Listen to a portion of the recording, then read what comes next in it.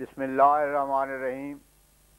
ملفوظات حضرت مسیح موعود 9 فروری 1904 قبل از عشاء۔ حضرت اقدس نے ایک مجلس میں ارشاد فرمایا، کمال کے ساتھ ایوب جمع نہیں ہو سکتے۔ اس زمانے میں ایک عبداللطیف کا ہی نمونہ دیکھ لو کہ جس حالت میں اس نے جان جیسی عجیب شے سے دریغ نہ کیا، تو اب جان کے بعد اس پر کیا نکتہ چینی کر سکتے ہیں۔ خواہ کوئی 1000 پردہ ڈالے مگر ان کی استقامت پر شک نہیں ہو سکتا۔ بیوی، بچوں، مال و جا کی پرواہ نہ کرنا اور یہاں سے جا کر ان میں سے کسی سے نہ ملنا، ایسی استقامت ہے کہ سن کر لرزہ آتا ہے۔ دنیا میں بھی اگر ایک نوکر خدمت کرے اور حق وفا کا ادا کرے تو جو محبت اس سے ہوگی وہ دوسرے سے کیا ہو سکتی ہے، جو صرف اس بات پر ناز کرتا ہے کہ میں نے کوئی اچک پنا نہیں کیا، حالانکہ اگر کرتا تو سزا پاتا۔ اتنی بات سے حقوق قائم نہیں ہو سکتے۔ حقوق تو صرف صدق و وفا سے قائم ہو سکتے ہیں، جیسے ابراہیم الذی وفا۔ 11 فروری 1904 بوقت شام۔ فرمایا، سید احمد صاحب سرہندی کا ایک خط ہے جس میں انہوں نے بتلایا ہے کہ اس قدر احمد مجھ سے پیشتر گزر چکے ہیں اور ایک آخری احمد ہے۔ پھر آپ نے اس کے ملاقات کے خواہش ظاہر کی ہے اور خود اس کے زمانے سے پیشتر ہونے پر افسوس کیا ہے اور لکھا ہے یا صفا علی لقائہ۔ پھر حضرت اقدس نے فرمایا، ان کا ایک قول میرے نزدیک درست نہیں ہے۔ وہ کہتے ہیں کہ کرامات اس وقت صادر ہوتی ہیں جبکہ سالک اللہ کا صعود تو اچھا ہو مگر نزول اچھا نہ ہو، اور اگر نزول بھی اچھا ہو تو پھر کرامات صادر نہیں ہوتی۔ گویا کرامات کے صدور کا وہ ادنا درجہ قرار دیتے ہیں، حالانکہ یہ غلط ہے۔ جس قدر انبیاء ہیں ان سے بارش کی طرح کرامات صادر ہوتی رہی ہیں۔ ان کے اس قول سے معلوم ہوتا ہے کہ وہ اپنی پردہ پوشی کرتے ہیں اور خود ان کو اس کوچہ میں دخل نہیں تھا۔ فتح الغیب کو اگر دیکھا جاوے تو بہت سیدھے سادے رنگ میں سلوک اور توحید کے راہ بتلائی ہے۔ شیخ عبد القادر جیلانی رحمۃ اللہ علیہ قائل ہیں کہ جو شخص ایک خاص تعلق اور پیوند خدا تعالیٰ سے کرتا ہے اس سے ضرور مکالمہ الہی ہوتا ہے۔ یہ کتاب ایک اور رنگ میں ان کے اپنے سوانے معلوم ہوتے ہیں، جیسے جیسے خدا تعالیٰ کا فضل ان پر ہوتا رہا اور وہ ترقی مراتب کرتے رہے، ویسے ویسے بیان کرتے رہے۔ حضرت صاحبزادہ میاں بشیر احمد صاحب اپنے دوسرے بھائیوں کے ساتھ کھیلتے کھیلتے مسجد میں آ گئے اور اپنے ابا جان مسیح موعود علیہ السلام کے پاس ہو بیٹھے، اور اپنے لڑکپن کے باعث کسی بات کے یاد آ جانے پر آپ دبی آواز سے کھلکھلا کر ہنس پڑتے تھے۔ اس پر حضرت اقدس علیہ الصلوۃ والسلام نے ارشاد فرمایا کہ مسجد میں ہنسنا نہیں چاہیے۔ جب دیکھا کہ ہنسی ضبط نہیں ہوتی تو اپنے باپ کی نصیحت پر عمل کیا کہ صاحبزادہ صاحب اسی وقت اٹھ کر واپس چلے گئے۔ 15 فروری 1904 کوئی 8 بجے رات کا وقت تھا کہ بمقام گرداس پر حضرت اقدس کے کمرے میں چند احباب بیٹھے ہوئے تھے۔ حضرت اقدس مسیح موعود علیہ السلام کا روح سخن جناب ڈاکٹر محمد اسماعیل صاحب احمدی انچارج پلیگ ڈیوٹی گرداسپور کی طرف تھا کہ تقویٰ کے مضمون پر حضرت اقدس نے یہ تقریر فرمائی کہ انسان کو چاہیے کہ تقویٰ کو ہاتھ سے نہ دیوے اور خدا تعالیٰ پر بھروسہ رکھے، تو پھر اسے کسی قسم کی تکلیف نہیں ہو سکتی۔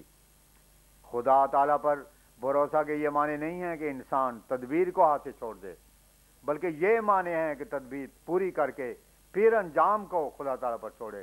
اس کا نام توکل ہے۔ اگر وہ تدبیر نہیں کرتا اور صرف توکل کرتا ہے تو اس کا توکل پھوکا جس کے اندر کچھ نہ ہوگا، اور اگر نیری تدبیر کر کے اس پر بھروسہ کرتا ہے اور خدا تعالیٰ پر توکل نہیں ہے تو وہ تدبیر بھی پھوکی ہوگی۔ ایک شخص اونٹ پر سوار تھا، حضرت صلی اللہ علیہ وسلم کو اس نے دیکھا، تعظیم کے لیے نیچے اترا اور ارادہ کیا کہ توکل کرے اور تدبیر نہ کرے، چنانچہ اس نے اونٹ کا گھٹنا نہ باندھا۔ جب رسول اللہ صلی اللہ علیہ وسلم سے مل کر آیا تو دیکھا اونٹ نہیں ہے۔ واپس آ کر حضرت صلی اللہ علیہ وسلم سے شکایت کی کہ میں نے تو توکل کیا تھا لیکن میرا اونٹ جاتا رہا۔ حضرت نے فرمایا کہ تو نے غلطی کی، پہلے اونٹ کا گھٹنا باندھتا اور پھر توکل کرتا تو ٹھیک ہوتا۔ تدبیر سے مراد وہ ناجائز وسائل نہیں ہیں جو کہ آج کل لوگ استعمال کرتے ہیں، بلکہ خدا تعالیٰ کے احکام کے موافق ہر ایک سبب اور ذریعہ کی تلاش کا نام تدبیر ہے۔ ایسے ہی انسان کو اپنے نفس کے تزکیہ کے لیے تدبیر سے کام لینا چاہیے، اور شیطان جو اس کے پیچھے ہلاک کرنے کو لگا ہے اس کو دور کرنے کے واسطے تدابیر بھی سوچنی چاہیے۔ بلکہ صوفیاء نے لکھا ہے کہ کسی سے فریب کرنا اگرچہ ناجائز ہے لیکن شیطان کے ساتھ یہ جائز ہے۔ غرض کہ متقی بننے کے لیے دعا بھی کرو اور تدابیر بھی کرو۔ دعا سے خدا تعالیٰ کا فضل ہوتا ہے، لیکن اگر انسان نے تدابیر سے کچھ تیاری نہ کی ہوئی ہو تو وہ فضل کس کام آوے گا؟ اس کی مثال ایسی ہے کہ کسان اپنی زمین کی کل بارانی تو نہ کرے، نہ اسے صاف کرے، نہ سہاگا وغیرہ پھیرے، نہ صرف دعا کرتا رہے کہ بارش ہو جاوے اور اناج تیار ملے، تو اس کی دعا کس کام آوے گی؟ دعا اس وقت فائدہ دے گی جب وہ کل بارانی کر کے زمین کو تیار رکھے گا۔ فرمایا عجب اور ریا بہت مولک چیزیں ہیں، ان سے انسان کو بچنا چاہیے۔ انسان ایک عمل کر کے لوگوں کی مدح کا خواہاں ہوتا ہے، بظاہر وہ عمل عبادت وغیرہ کی صورت میں ہوتا ہے جس سے خدا تعالیٰ راضی ہو، مگر نفس کے اندر ایک خواہش پناہ ہوتی ہے کہ فلاں فلاں لوگ مجھے اچھا کہیں، اسی کا نام ریا ہے۔ اور عجب یہ کہ انسان اپنے عمل سے اپنے آپ کو اچھا جانے کے نفس خوش ہو، ان سے بچنے کی تدبیر کرنی چاہیے کہ اعمال کا اجر ان سے باطل ہو جاتا ہے۔ اس مقام پر ڈاکٹر محمد اسماعیل خان صاحب نے عرض کی کہ حضور شیطان سے فریب کی کوئی مثال بیان فرمائی جاوے۔ حضور علیہ الصلوۃ والسلام نے اسی ذکر میں مثال یوں بیان فرمائی کہ ایک مولوی ایک جگہ واعظ کر رہے تھے، انہوں نے ایک دینی خدمت کے واسطے کئی ہزار روپیہ چندہ جمع کرنا تھا۔ ان کے واعظ اور ضرورت دینی کو دیکھ کر ایک شخص اٹھا اور 2000 روپے کی ایک تھیلی لا کر مولوی صاحب کے سامنے رکھ دی۔ مولوی صاحب نے اسی وقت مجلس میں اس کے سامنے اس کی تعریف کی کہ دیکھو یہ بڑا نیک بخت انسان ہے، اس نے ابھی اپنا گھر جنت میں بنا لیا اور یہ ایسا ہے اور ویسا ہے۔ جب اس نے اپنی تعریف سنی تو اسی وقت گھر گیا اور جھٹ واپس آ کر بآواز بلند اس نے کہا کہ مولوی صاحب اس روپے کے دینے میں مجھ سے غلطی ہو گئی ہے، اصل میں یہ مال میری والدہ کا ہے اور میں اس کی بے اجازت لے آیا تھا، لیکن اب وہ مطالبہ کرتی ہے۔ مولوی صاحب نے کہا کہ اچھا لے جاؤ۔ چنانچہ وہ شخص اسی وقت روپیہ اٹھا کر لے گیا۔ یا تو لوگ اس کی تعریف کرتے تھے اور یا اسی وقت اس کی مذمت شروع کر دی کہ بڑا بیوقوف ہے، روپیہ لانے سے اول کیوں نہ ماں سے دریافت کیا۔ کسی نے کہا جھوٹا ہے، روپیہ دے کر افسوس ہوا تو اب یہ بہانہ بنا لیا وغیرہ وغیرہ۔ جب مولوی صاحب واعظ کر کے چلے گئے تو رات کو 2 بجے وہ شخص وہ روپیہ لے کر ان مولوی صاحب کے گھر گیا اور جگا کر ان کو کہا کہ اس وقت تم نے میری تعریف کر کے سارا اجر میرا باطل کرنا چاہا، اس لیے میں نے شیطان کے وسوسوں سے بچنے کی یہ تدبیر کی تھی۔ اب یہ روپیہ تم لو، مگر تم سے قسمی عہد لیتا ہوں کہ عمر بھر میرا نام کسی سے آگے نہ لینا کہ فلاں نے یہ روپیہ دیا۔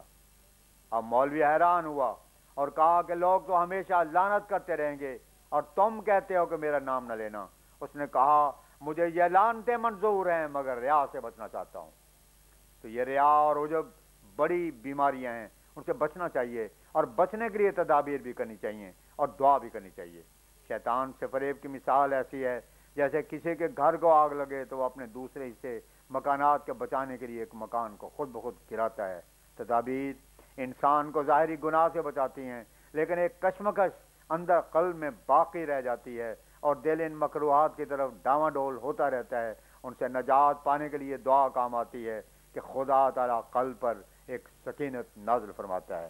فرمایا ہر ایک کامیابی کی جڑ تقوی اور سچا ایمان ہے، اس کے نہ ہونے سے گناہ صادر ہوتے ہیں۔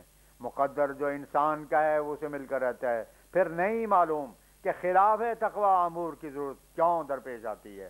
ایک چور چوری کر کے اپنا مقدر حاصل کرنا چاہتا ہے، اگر وہ چوری نہ کرتا تو بھی حلال ذریعے سے اسے مل کر رہتا۔ اسی طرح ایک زانی زنا کر کے عورتوں کے لذات حاصل کرتا ہے، اگر وہ زنا نہ کرے تو جس قدر عورتوں کی لذات اس کے لیے مقدر ہیں وہ کسی نہ کسی حلال ذرائع سے اسے مل کر رہتی۔ لیکن سارا فساد ایمان کا نہ ہونا ہے۔ اگر تقوی پر قدم ماریں اور ایمان پر قائم رہیں تو کبھی کسی کو تکلیف نہ ہو، اور خدا تعالیٰ سب کی حاجت روا کرتا ہے۔